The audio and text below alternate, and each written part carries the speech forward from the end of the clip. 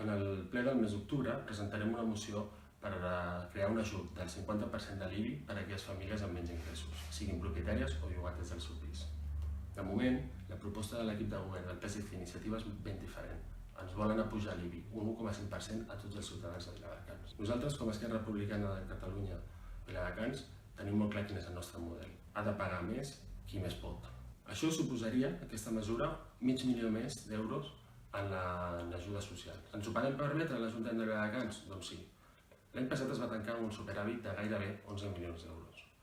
I creiem que un ajuntament no és una empresa que ha de buscar el benefici, sinó que ha de destinar el màxim de recursos a l'ajudar a la seva gent. És bo tenir superàvit? Sí, però també una part d'aquest superàvit ha d'anar destinada a poder crear ajudes socials, ajudes als emprenedors, ajudes als botiguers i millorar els serveis dels ciutadans de Viladecans. Sí que és cert que aquest superàvit encara està a la butxaca dels ciutadans de Viladecans, però quan és superàvit només es pot gastar per dues coses.